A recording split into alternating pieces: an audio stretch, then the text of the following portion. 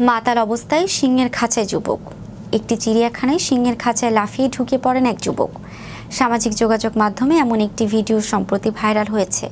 কোথায় ঘটেছে এমন ঘটনা, বিস্তারিত থাকছে ডেস্ক রিপোর্টে। একটি চিড়িয়াখানায় সিংহের খাঁচায় লাফিয়ে ঢুকে পড়ে এক যুবক। সামাজিক যোগাযোগ মাধ্যমে এমন একটি ভিডিও সম্প্রতি ভাইরাল হয়েছে। ভারতের দিল্লিতে ঘটনাটি ঘটেছে। তবে ঘটনাটির মূলত 2019 সালের।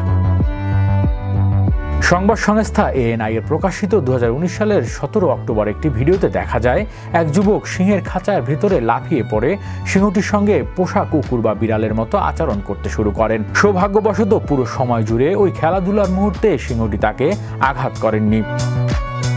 তবে চিড়িয়াখানার কর্তৃপক্ষ প্রাণীটিকে অচেতন করার পর ঘটনাস্থল থেকে লোকটি উদ্ধার করা হয়। এরপর তাকে আটক করে পুলিশের হাতে তুলে দেওয়া হয় বলে জানানো গেছে। দিল্লি চিড়িয়াখানার সূত্রে জানায়, বিহারের চম্পারণ জেলার বাসিন্দা রেহান খান নামের ওই যুবক মদ্যপ অবস্থায় ছিলেন। চিড়িয়াখানায় কর্মীরা তাকে আটক করে পুলিশের হাতে তুলে দেন। দিল্লির ন্যাশনাল জুলজিক্যাল পার্কের জনসংযোগ কর্মকর্তা রিয়াজ আহমেদ খান ঘটনার পর ANI-কে বলেছিলেন, রেহান খান সিংহের খাঁচায় লাফিয়ে পড়েন।